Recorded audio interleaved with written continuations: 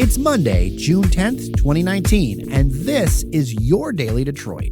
I'm Jer Stays. And I'm Sven Gustafson. We're recording an update edition today at the Podcast Detroit studio at the Detroit Shipping Company. We've got plenty of news to run down for you right after this. Daily Detroit is brought to you in part by Repurpose. That's where you can get hired by Detroit's best startups and companies. Repurpose connects top talent like you with purpose-driven companies based on values, experience, and culture fit. Join their talent community at repurpose.co. That's repurpose.co.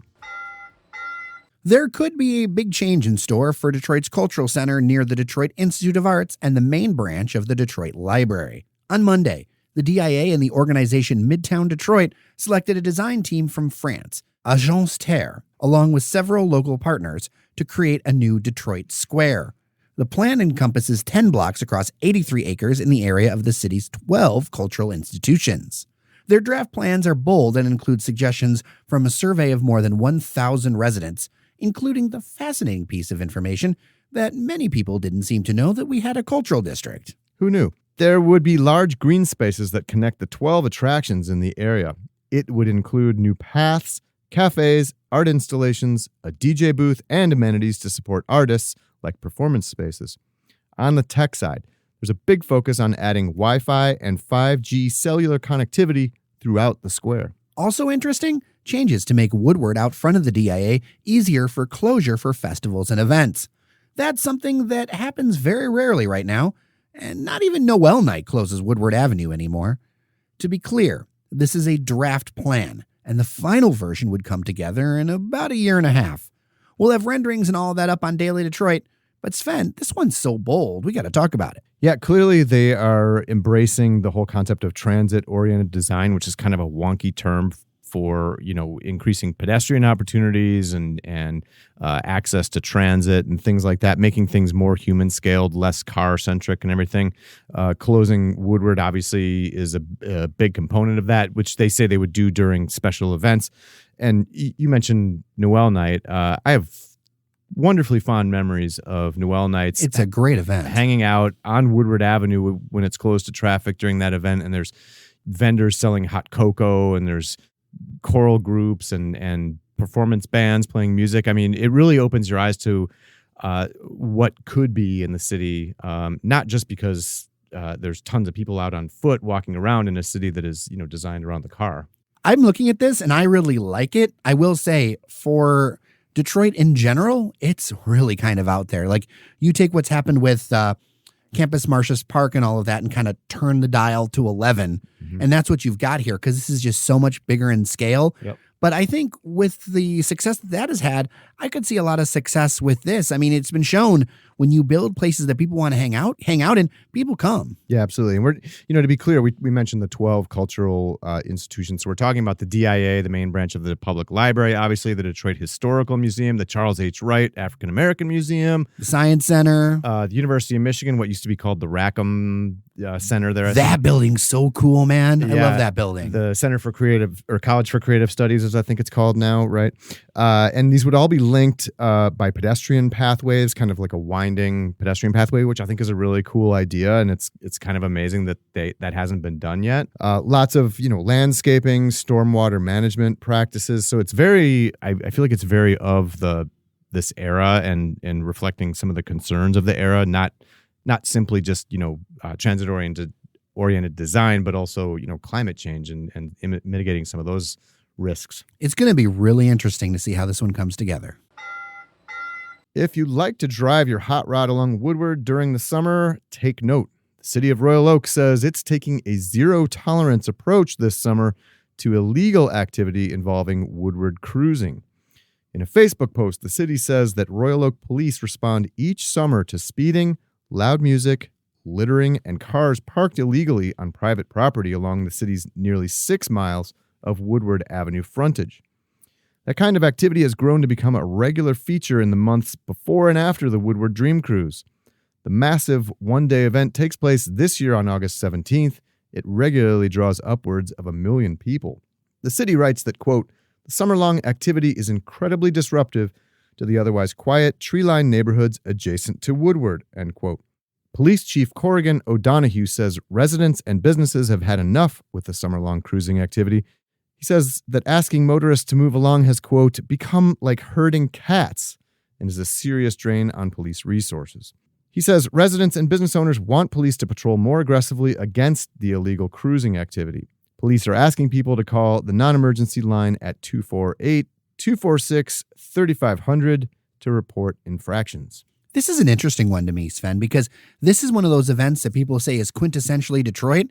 And I mean, you live up that way, but to me, it feels like there's the folks, for the most part, there's always exceptions, but there's folks who actually live around where the Dream Cruise happens, and then the folks that go to the Dream Cruise. I feel like they're kind of two different groups. I don't know. What do you think?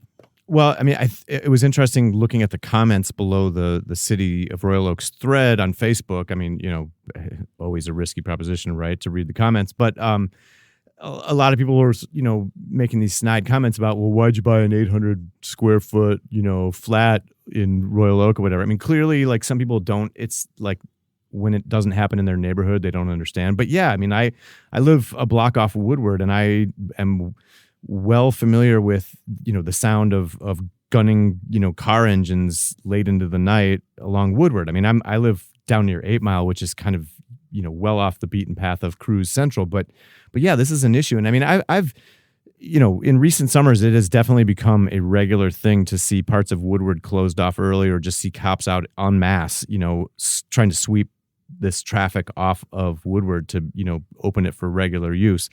But, I think what's really interesting is, I mean, Woodward is, at least by mileage on Woodward itself, the frontage, it's got to be one of the biggest participating cities along the route, right? I mean, Royal Oak, yeah. Yeah, I mean, especially by population, I think it would have to be the biggest city. If you lose support of Royal Oak, what does that say about the larger Dream Cruise? Like, that could, spell trouble for that signature event going forward. Thanks to Milo for their support of the Daily Detroit podcast. Milo is a marketing agency that produces amazing experiences for audiences. They partner with their clients to drive business and create innovative content. Do cool stuff with them at milo.agency. Google is investing $17 million into an expansion in Southeast Michigan.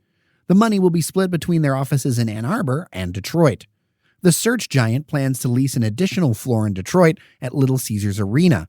In Ann Arbor, they're leasing an additional building. The Detroit project will be complete in 2020 and Ann Arbor a year later. When it's complete, Google will have more than 260,000 square feet across the state. Federal officials will begin auditing federally funded building demolitions in Detroit and other Michigan cities for risks of spreading contaminated soil. Democratic U.S. Reps Brenda Lawrence of Southfield and Rashida Tlaib of Detroit requested the audit from the Special Inspector General for the Troubled Asset Relief Program, also known as SIGTARP, which is the worst acronym I've ever heard, by the way. They want the agency to implement its own recommendations from 2017 regarding asbestos exposure, illegal dumping, and contaminated soil. TARP, by the way, was the federal bailout fund enacted in the wake of the financial collapse back in 2008. Officials say Michigan has the highest number of TARP-funded demolitions of any state, and Detroit has the highest number of TARP-funded demolitions of any city in the country. SIGTARP previously launched a criminal investigation into Detroit's demolition program several years ago over alleged improper bidding practices and high costs. I'll note that although that investigation only had a limited scope, this SIGTARP thing, it just seems one way or another, it doesn't seem to go away. There always seems to be another thing, and then another thing, and then another thing. I just want to know where I can buy a SIGTARP hat. They're everywhere when you visit downtown Detroit. I'm talking about security guards. Because of people's dim view of safety in the city, it's arguable whether downtown's resurgence happens without them. Now, about 100 guards working for a firm hired by Dan Gilbert's Bedrock Real Estate have voted to strike. They demand $15 an hour from Secure America, their employer, and a path to joining a union. Currently, the workers say they make about $11 an hour. No strike action has been taken, and the workers were not expected to walk off Monday. Last week, we told you about a suspected serial killer on the loose in Detroit. Today, authorities charged a man considered a suspect in that case in a separate attack. The Wayne County Prosecutor's Office says D'Angelo Kenneth Martin was arraigned Monday on 1 count of assault with intent to murder and 4 counts of first-degree criminal sexual conduct. The alleged victim is a 26-year-old and one of 2 women that police say were able to ward off his attacks and escape. Martin, who is 34, was arrested Friday evening at a bus stop near 7 Mile and Gratiot. Detroit Police Chief James Craig says he believes Martin is tied to the deaths of 3 women, all of whom he says were sex workers. Before we let you go, Sven, you made the studio laugh today, but then I thought maybe this isn't a terrible idea when it comes to the Grand Prix. Lay it on us, my man. All right, so Sunday, I was out running errands and with my kids, and I was out at Oakland Mall in Madison Heights. Being the best dad ever. 14 Mile, thank you. 14 Mile and John R. And, it's mid-afternoon. In fact, I had to go back there because this is too much information, but I grabbed the wrong size box of shoes for my son. I was buying, shoes for him at Dick's Sporting Goods. So I had to go back by myself. And I'm cutting through the vast parking lot there. I mean, we're talking vast acreage of concrete, right?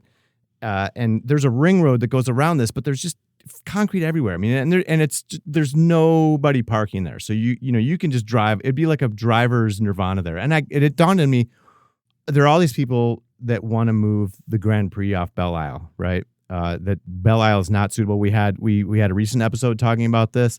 It's beautiful for the TV cameras, but so let's move the Grand Prix to the ring road around Oakland Mall, because that, again, vast acreage of concrete that already exists. I mean, sure, you might want to repave some of it and bring it up to speed, but it's underutilized.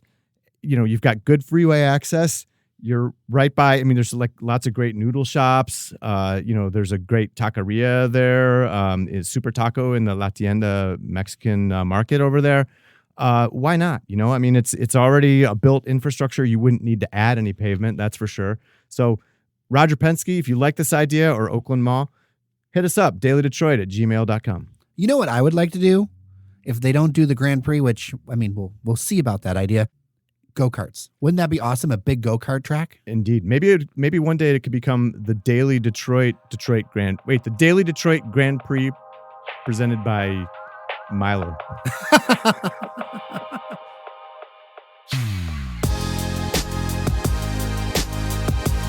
And we're done for today. Thanks to Kathy for becoming a member on Patreon. We really appreciate you helping push Detroit's conversation forward. If you want to join Kathy, join us at patreon.com/dailydetroit.